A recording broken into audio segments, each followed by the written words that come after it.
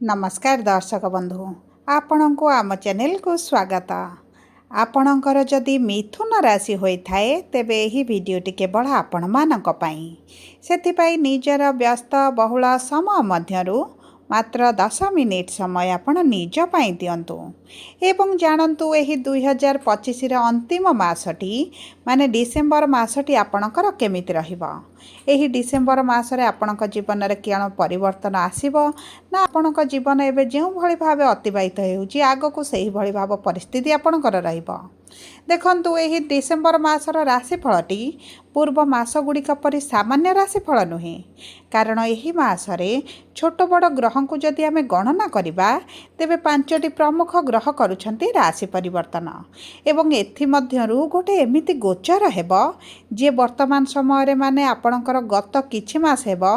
आपणको जो अत्यधिक करजिया कराइथिले आपणक रोजगार रे कमी आसीथिला किबा आपणकर चाकरी जिबार भय रहिछि किबा आपणकर चाकरी जो पळाइथिला संपर्क रे मतभेदटी बढ़ी जाइथिला एहा छडा बिना कारण रे आपणकर खर्चर परिस्थिति एमिति भाबरे बढ़िछि जे आपण एहा बुझी पारु नाहंती जे केते रोजगार कले आपण को अंटिबो आपण आपणकर करज मुक्त जीवन गोटे अतिबाहित करिवे। सेथिपई आपणकर चिंता करिवार कोनोसी आवश्यकता नाही। एही डिसेंबर मासर राशिफल रे सेही ग्रह मानक परिवर्तन विषय रे आपण जानिबे जे आपण मानकु आपणकर शक्ति विषय रे जणाई देबो। माने आपणक जीवन रे किछि गोटे बड़ घटना घटाइबाकु जाउछि। तेबे आसंतु जानिबा एही डिसेंबर मासरे हेबाकु जाउथिबा परिवर्तन आपणक जीवन रे किभଳି प्रभाव पकाइबो, केउ क्षेत्र रे प्रभाव पकाइबो एवं एही जो 5टी ग्रह मध्यरु केउ ग्रह गुड़िक आपणको शुभ फल देबे, केउ ग्रह गुड़िक आपणको अशुभ फल देबे एही वीडियो रे विस्तृत भाव रे आलोचना करिबा। ता सहित आपणको वीडियो रे शेष भाग रे किछिटा सहज उपाय मध्य दिया जिवो जहा आपणकर अशुभत्व को दूर करी शुभाशुभ फल को द्विगुणित करिबो। सेथिपई आपण आम सह वीडियो रे शेष पर्यंत जोड़ी होई रहंतु। एबे आसंतु कार्यक्रमटी को आग को बढ़ाइबा, किंतु वीडियोटी आरंभ करिबा पूर्वरु जदि आपणकर भी मिथुन राशि होइथाए एवं आपण भी ईश्वर को आंतरिक भक्ति एवं विश्वास करंती तेबे वीडियोटी को लाइक करंतु। कमेंट बॉक्स रे जय जगन्नाथ जय माँ लक्ष्मी अवश्य लिखि दियंतु। ता सहित आम सह जोगाजोग करिबा पई वीडियोर मध्य भाग रे एक व्हाट्सएप नंबर टी दिया जाइछि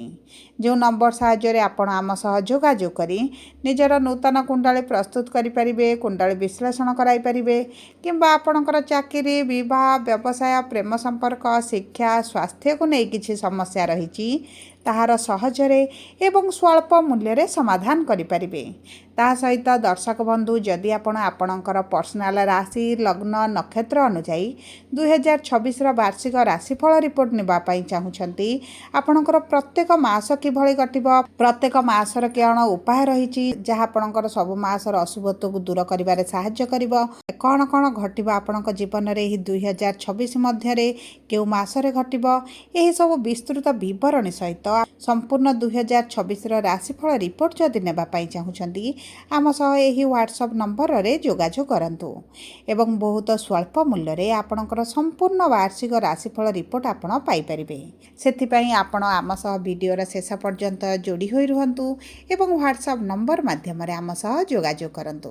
एबे आसंतु कार्यक्रमटी को आग को बढ़ाइबा एवं जानिबा सर्वप्रथमे आपणक मिथुन राशि रे एही डिसेंबर मास प्रारंभ रु नवग्रहकर स्थितिटी किभଳି रहिबो। देखंतु आपणकर द्वितीय गृह रे देवगुरु बृहस्पति, तृतीय गृह रे केतु, पंचम गृह रे बुध, षष्ठ गृह रे मंगल शुक्र एवं सूर्य, नवम गृह रे राहु एवं दशम गृह रे शनि विराजमान करिसंती जहा फल रे सेही गृह गुड़िक रे सेमानकर प्रभाव अधिक रहिबो। तेबे सर्वप्रथमे जानिबा आपणकर एही डिसेंबर मास 1 तारिख ठारू आपणक कर्मक्षेत्र चाकरी व्यवसाय किभଳି रहिबा पई जाउछि। देखंतु दर्शक बंधु आपणक कर्मर गृह रे शनि विराजमान करिसंती किंतु शनि आपणकर पूर्वरु वक्री स्थिति रे थिले वर्तमान आपणक मार्गी स्थिति रे रहिसंती जो कारणरु तांकर क्रूर प्रभाव आपणक ऊपर कमी जिवो। ता सहित आपणक दशम गृह रे स्वामी हेउछंती देवगुरु बृहस्पति जे आपणकर अर्थर गृह रे बा द्वितीय गृह रे विराजमान होइछंती किंतु 4 डिसेंबर दिन गुरु आपणक राशि को बा प्रथम गृह को गोचर करेंगे जो कारण आपणकर 4 डिसेम्बर पर भाग्य साथ देवा आरंभ कर कारण गुरुंकर दृष्टि आपणकर भाग्यर गृह रे बा आपणक शनि राशि रे बा आपणकर नवम गृह उपर रहिबो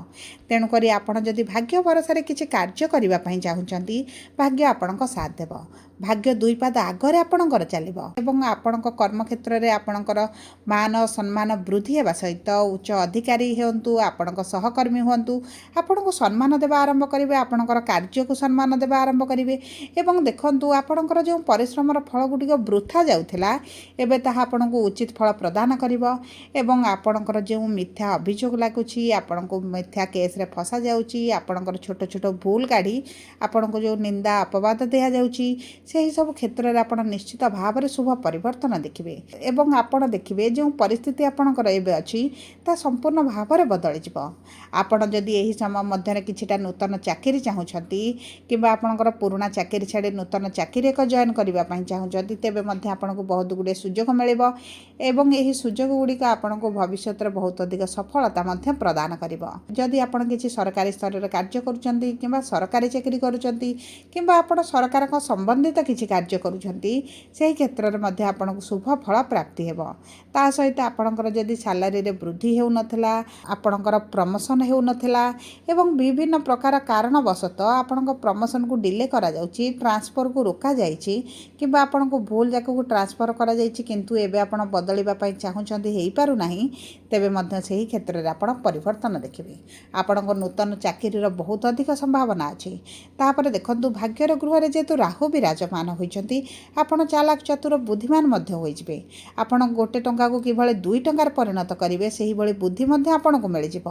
ଏବଂ ଦେଖନ୍ତୁ ଆପଣ ଯଦି କିଛି ସେୟାର ମାର୍କେଟ ଅନଲାଇନରେ କାର୍ଯ୍ୟ କରୁଛନ୍ତି ଇନଫ୍ଲୁଏନ୍ସର ଅଛନ୍ତି ଟିଚର ଅଛନ୍ତି ଏହିଭଳି ଯେକୌଣସି କ୍ଷେତ୍ରରେ ଆପଣଙ୍କର କ୍ୟାରିୟର ଆଗକୁ ବଢ଼ାଇଛନ୍ତି ସେହି କ୍ଷେତ୍ରରେ ଆପଣଙ୍କୁ ଆକାଶ ଛୁଆ ସଫଳତା ପ୍ରାପ୍ତି ହେବ ଏବେ ଆସନ୍ତୁ ଜାଣିବା କିପରି ରହିବ ଆପଣଙ୍କର ଆର୍ଥିକ ସ୍ଥିତି ଏହି ଡିସେମ୍ବର ମାସ ପ୍ରାରମ୍ଭରୁ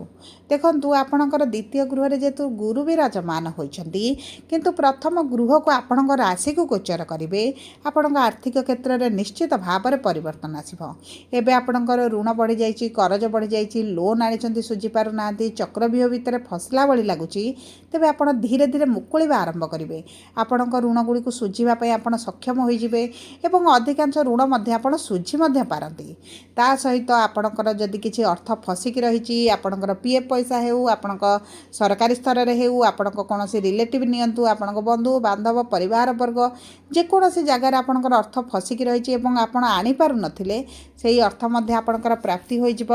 ଆପଣଙ୍କର ଯଦି କିଛି ପ୍ରପର୍ଟି ବିକ୍ରି କରି ଆପଣ ସେହି ମାଧ୍ୟମରୁ ମଧ୍ୟ ଅର୍ଥ ପ୍ରାପ୍ତି କରିପାରନ୍ତି କିମ୍ବା ଆପଣଙ୍କର କିଛି ସାଇଟ୍ ଇନକମ୍ ଆପଣ କରିପାରନ୍ତି ଆପଣଙ୍କୁ ବ୍ୟବସାୟକୁ ବିସ୍ତାର କରିବା ପାଇଁ ଚିନ୍ତାଧାରା ଆସିବ ଯେଉଁ କାରଣରୁ ମଧ୍ୟ ଆପଣଙ୍କର ଅର୍ଥ ନିଶ୍ଚିତ ଭାବରେ ବୃଦ୍ଧି ଘଟିବ ଏବଂ ଦେଖନ୍ତୁ ଆପଣଙ୍କୁ କିଛି ଅଚାନକ ଧନ ପ୍ରାପ୍ତି ମଧ୍ୟ ହୋଇପାରେ ଯେକୌଣସି ମାଧ୍ୟମରେ ମଧ୍ୟ ଆପଣଙ୍କ ପାଖକୁ ଧନ ପ୍ରାପ୍ତିର ବହୁତ ଅଧିକ ଯୋଗ ବନୁଛି ଏବେ ଆସନ୍ତୁ ଜାଣିବା କିପରି ରହିବ ଆପଣଙ୍କ ବୈବାହିକ ସମ୍ପର୍କ ଏବଂ ବିବାହର ଯୋଗ ଏହି ଡିସେମ୍ବର ମାସ 1 ତାରିଖ ଠାରୁ ଦେଖନ୍ତୁ ବିବାହର ଗୃହର ସ୍ୱାମୀ ହେଉଛନ୍ତି ଦେବଗୁରୁ ବୃହସ୍ପତି 4 ତାରିଖ ଦିନ ଆପଣଙ୍କ ରାଶିରେ ବିରାଜମାନ କରି ଆପଣଙ୍କ ବିବାହର ଗୃହକୁ ସପ୍ତମ ଦୃଷ୍ଟି ପ୍ରଦାନ କରିବେ ସମସ୍ତ ମିଥୁନ ରାଶିର ବ୍ୟକ୍ତିବିଶେଷମାନଙ୍କର ବିବାହ ହେବାର ବହୁତ ଅଧିକ ଯୋଗ ବନୁଛି ଆପଣ ପୁରୁଷ ହୁଅନ୍ତୁ ବା ମହିଳା ହୁଅନ୍ତୁ ଆପଣଙ୍କର ଯଦି ବିବାହ ପ୍ରସ୍ତାବ ଭାଙ୍ଗି ଯାଉଥିଲା ବିବାହ ପ୍ରସ୍ତାବ ଆସୁନଥିଲା ବିବାହର ମନପସନ୍ଦର ପ୍ରସ୍ତାବ ଆସୁନି ଏବଂ କୌଣସି ନା କୌଣସି କାରଣବଶତଃ ଆପଣଙ୍କ ବିବାହ ହୋଇପାରୁନଥିଲା ତେବେ ଏହି ସବୁ ସମସ୍ୟା ଆପଣଙ୍କର ଦୂର ହୋଇଯିବ ଆପଣଙ୍କ ବିବାହର ବହୁତ ଅଧିକ ଯୋଗ ବନୁଛି ଆପଣଙ୍କ ବିବାହ ଠିକ୍ ହୋଇପାରେ କିମ୍ବା ଆପଣଙ୍କର ବିବାହ ମଧ୍ୟ ହୋଇପାରେ ତା ସହିତ ଯେଉଁମାନେ ପ୍ରେମ ସମ୍ପର୍କରେ ଅଛନ୍ତି ପ୍ରେମ ବିବାହ କରିବା ପାଇଁ ଚାହୁଁଛନ୍ତି ସେମାନଙ୍କର ମଧ୍ୟ ବହୁତ ଭଲ ଯୋଗ ବନୁଛି ଏବଂ ଦେଖନ୍ତୁ ଯଦି ଆପଣ ଦ୍ୱିତୀୟ ବିବାହ କରିବା ପାଇଁ ଚାହୁଁଛନ୍ତି ଏହା ମଧ୍ୟ ଆପଣଙ୍କୁ ବହୁତ ଅଧିକ ଶୁଭଦାୟକ ଫଳ ପ୍ରଦାନ କରିବ ଆପଣଙ୍କ ଦ୍ୱିତୀୟ ବିବାହର ମଧ୍ୟ ଭଲ ଯୋଗ ବନୁଛି ଏବେ ଆସନ୍ତୁ ଜାଣିବା କିପରି ରହିବ ଆପଣଙ୍କର ଶିକ୍ଷା ଏବଂ ସନ୍ତାନର ଯୋଗ ଦେଖନ୍ତୁ ଆପଣଙ୍କ ପଞ୍ଚମ ଗୃହ ହେଉଛି ଶିକ୍ଷାର ଗୃହ ଏବଂ ସନ୍ତାନର ଗୃହ ଏବଂ ପଞ୍ଚମ ଗୃହରେ ବୁଧ ବିରାଜମାନ କରିଛନ୍ତି ଆପଣଙ୍କ ଶିକ୍ଷାର ଗୃହର ସ୍ୱାମୀ ହେଉଛନ୍ତି ଶୁକ୍ର ଯିଏ ଆପଣଙ୍କ ଷଷ୍ଠ ଗୃହରେ ଅଛନ୍ତି ଏବଂ 20 ଡିସେମ୍ବରରେ ଆପଣଙ୍କର କେନ୍ଦ୍ରକୁ ଗୋଚର କରିବେ ଯେଉଁ କାରଣରୁ ଆପଣ ଶିକ୍ଷା ସମ୍ବନ୍ଧିତ ଯେକୌଣସି ନିଷ୍ପତ୍ତି ନେବେ ଆପଣଙ୍କ ପାଇଁ ଶୁଭଦାୟକ ରହିବ ଆପଣ ବଡ଼ ଡିସିସନ୍ ନେଇପାରନ୍ତି ଶିକ୍ଷା କ୍ଷେତ୍ରରେ କିଛିଟା ପରିବର୍ତ୍ତନ ଆସିପାରେ ଆପଣଙ୍କର ଏହି ସମୟ ମଧ୍ୟରେ ଯଦି କିଛି ପରୀକ୍ଷା ଅଛି ଇଣ୍ଟରଭ୍ୟୁ ଅଛି ଏଣ୍ଟ୍ରାନ୍ସ ଅଛି ତେବେ 16 ଡିସେମ୍ବର डिसेम्बर पर रहिले आपणक पई बहुत अधिक लाभदायक रहिबो कारण सूर्य आपणक षष्ठ गृह रे अछंती एवं षष्ठ गृह रे सूर्य शुभ फल प्रदान करते नाही तेणुक सप्तम गृह को केन्द्र को गोचर करने पर आपण जेकोसी परीक्षा दिंतु इंटरव्यू दिंतु एंट्रांस दिंतु आपणक पई बहुत अधिक शुभदायक रहिबो एवं देखंतु जदि आपण विवाहित अछंती एवं आपणक संतान सुखरु वंचित अछंती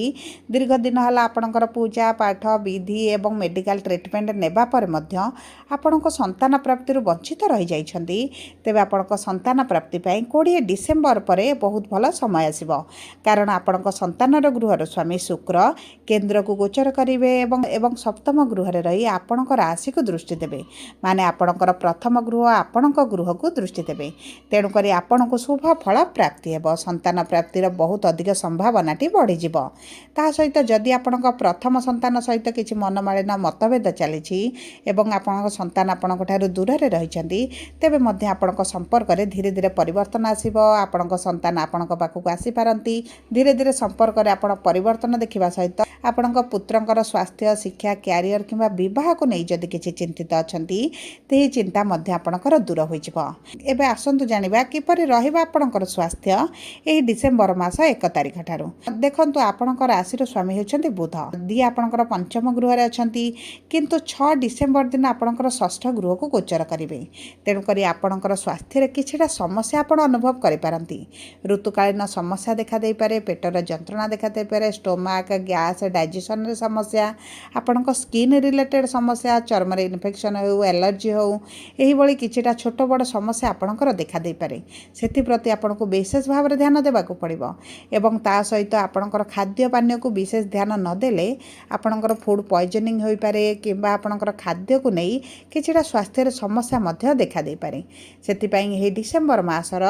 6 तारिख ठारू आपणक स्वास्थ्य को बहुत अधिक जगिबार आवश्यकता रही सबु परे अशुभत्व को दूर करी शुभाशुभ फल प्राप्ति पाई आपण प्रतिदिन बुधंकर बीज मंत्र 108 थर पाठ करंतु ता सहित चेष्टा करंतु बुधवार दिन आमिष भक्षण न करिबा पाई हनुमान चालीसा प्रतिदिन पाठ करिबा पाई एवं सूर्य को प्रातः समय तंबा पात्र रे जल अर्पण करिबा पाई या आपणकर शुभाशुभ फल को द्विगुणित करिबो जदि आपणकर मिथुन राशि होइताय वीडियो कि भली लागला कमेंट बॉक्स रे लिखि जणांतु।